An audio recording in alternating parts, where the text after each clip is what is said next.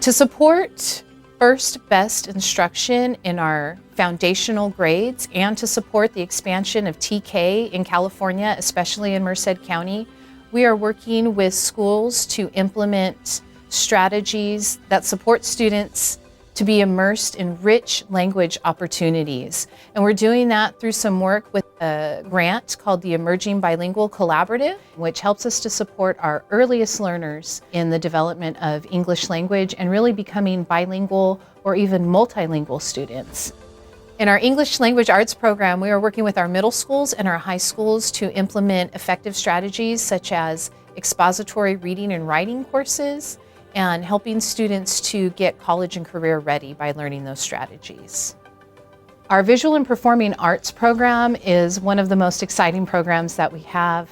Our coordinators go out and work with our schools on visual arts, music, performing arts, dance, incorporating all of those into the classroom.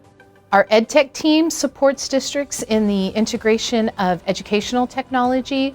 So it's really about how to use tools in the classrooms. Our science program is really focused on the integration of next-gen science standards. So our coordinators go out and are supporting teachers with the implementation of new science curriculum, which includes a lot of hands-on activities and experiments, and students are really engaged in the science lessons that they're learning.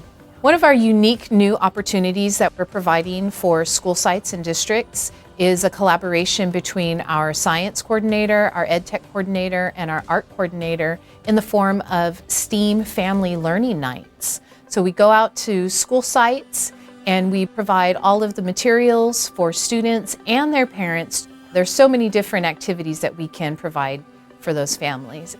One of our newest projects is building professional learning for our early educators. We're working on supporting the expansion of Universal TK here in California and supporting early numeracy for those students as we bring more 4-year-olds into the classroom. So our mathematics program is one of our largest programs that we have here, and the mathematics team provides support to all grade levels from early education all the way through 12th grade. We are working on strategies such as building thinking classrooms, one of our newest strategies, and some of our tried and true practices such as number talks, the 3-read protocol, the perfect quiz protocol. I've noticed a change in the classroom in terms of the way teachers work with students and the way students approach their learning and the problems in math.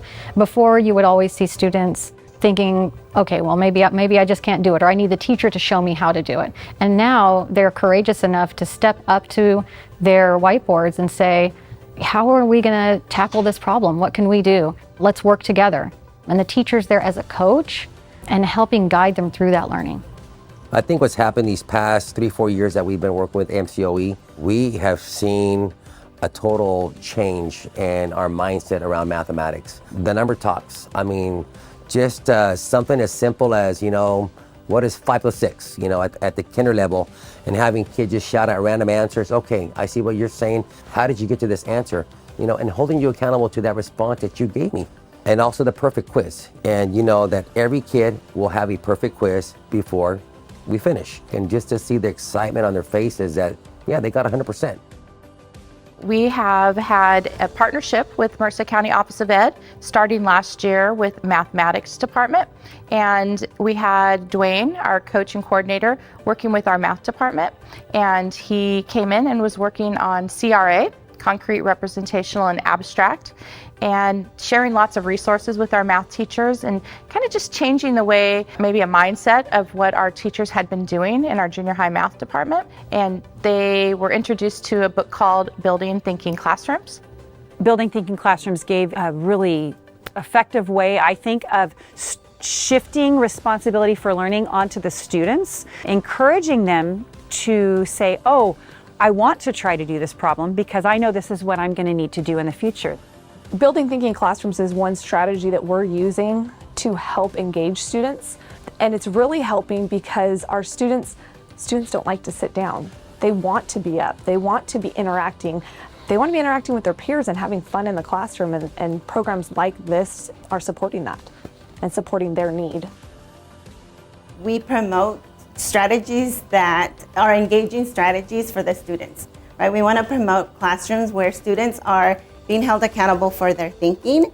And so we want to share that cognitive load with our students, right? So we want to promote students that are thinking and not students that are mimicking us. So teachers are posing questions and then they're being the facilitators for their students and supporting them in their learning versus sitting and getting the instruction. The role of the teacher has changed to one from the giver of knowledge to a facilitator of learning, and students are really in charge of how they learn and how they get to tackle problems. Based on the success of the approach that we've taken here in Merced County with the coaching model, we've seen a huge growth in our team. Our math team has more than doubled over the last few years, all in a response to a demand from our schools to provide that training in our schools. Our ELA team has grown, and we're excited to see how our other teams might grow in the near future.